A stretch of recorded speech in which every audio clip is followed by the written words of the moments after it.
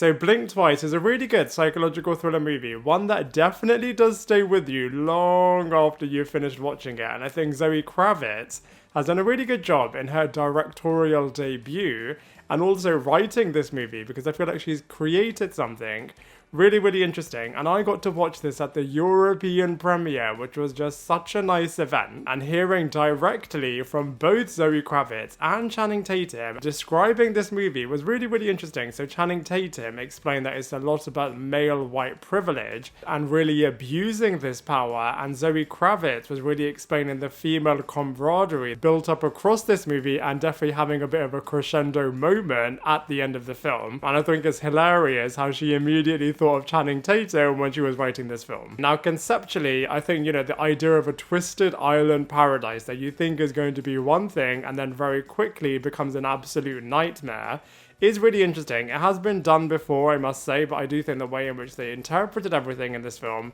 is really, really good. And if you do watch it a second time, or if you look at clips on YouTube, then you can see certain foreshadowing, and when you rewatch something, it definitely puts it in a brand new lens, as you definitely do get a chill down your spine. For example, the flower scene that Channing Tatum is explaining that the flower only grows on this island, as well as the scene where Channing Tatum is introducing Frida to all of his friends that she is then later going to see on the island. All of those sequences, like I said, definitely do put a chill down your spine. Now, I feel like if the budget of this movie was a lot higher, they definitely could have done so much more. And there are a couple of loopholes when you do watch it a second time that you're like, oh, I don't know if they properly explained that. Now, from a comparisons perspective, I think you can definitely compare this movie to both Old and Fantasy Island, and I feel like the range between those is interesting because Old had a very extremely low budget and Fantasy Island felt a little bit more high budget, so I think Blink Twice is definitely in the middle. So this is your spoiler warning, as we are now going to be entering into the spoiler territory of this movie review. So it's all reveal. Like I said, the plant that only grows on this island has the ability of making people forget certain things, and the way in which Slater's twisted mind uses this is to sexually abuse women that he is bringing onto the island. But what I think is unexplained is that they are saying that they are using this plant to make everybody forget about Frida's friend, but how are they able to isolate certain things that in particular people are forgetting about? I feel like they were just able to use this plant in terms of making people forget about certain things a little bit too convenient. And another thing that Slater is doing in his twisted demonic mind is that he is saying forgetting about things is better than dealing with the trauma, which definitely does come back to bite him right at the end, as when his life is being completely taken over by Frida, as he is now forgetting about everything, she can now use his justification against him. And he is always using the line of, are you having fun, as he is selling the paradise dream of this island in terms of having all of your amazing luxury food dreams coming true, providing you with clothing, providing you with perfumes, drugging you, all of those things, the drugs and the perfume is of course contributing to people forgetting about things. Speaking of the food, this is another thing that they were drugging, so they were getting these women to have drugs from so many different corners, so they were truly diabolical. Another convenient aspect was that the antidote to these drugs is contained in the snake venom. And another chilling line is that Slater's saying, they want to remove all of the snakes on this island.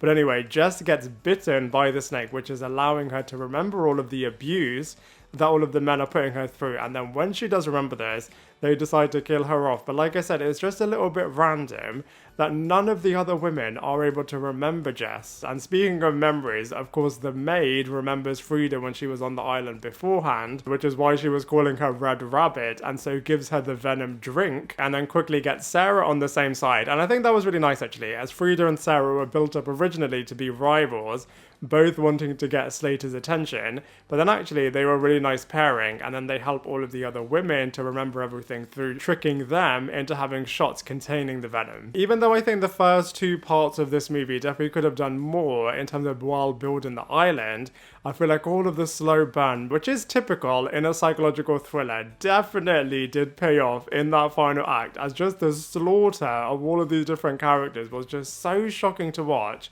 And I feel like it bordered between psychological thriller and full-on horror. And Slater, like I said, definitely does firstly come across as an absolute douchebag. It was a little bit like Craven the Hunter when he was just trying to find Sarah, but when he did temporarily leave his little establishment, that is when Frida was able to put the perfume in his vape, and really turn the tables around. So when you were thinking that what she's actually going to do is just murder this guy off, actually she saves him in order to take over his life, and now continually does keep drugging him so that she can take over his CEO position full time. Even though they never really reveal it, I wonder if in her real life before she went on the island the first time, she could have actually been a really successful woman, and maybe Slater lured her onto this island to completely destroy and ruin her life. So now she's actually coming back to the position that maybe she rightfully should have had, as Slater must have drugged her so much to make her completely forget that she ever was on this island. And speaking of Frida, I feel like Naomi Ackie did such a good job as the lead character of this movie, as you truly are with her and you're rooting for her.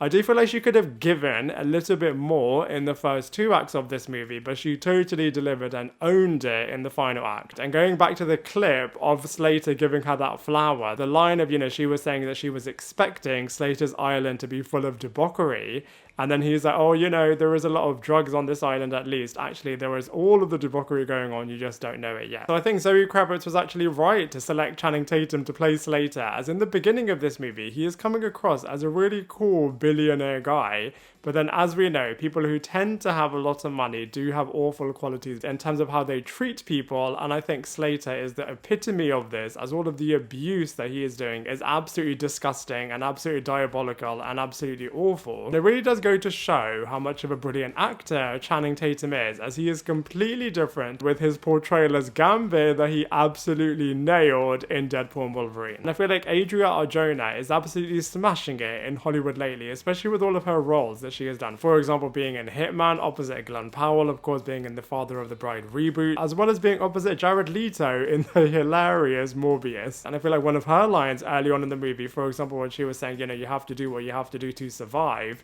definitely does put a chill down your spine if you know where things are going by the end of it. And speaking of the end of it, she was just an absolute badass in the end of this film. And like I said, I really liked her friendship that started as an absolute rivalry with Frida by the end of this movie. I feel like the wider cast are fine. I feel like outside of these 3, they definitely do feel like supporting characters, and I feel like they could have given them a little bit more to do. And speaking of more to do, like I said earlier on, I do feel like the first 2 acts of this movie definitely could have been expanded upon, especially the world building on the island and just making up this big utopia before things just come crashing down. I feel like could have benefited this movie as well, along with having a bigger budget. But like I said, the final act of this movie definitely does save it, and so for all of those reasons, I'm going to give Blink Twice a solid 6.5 out of 10.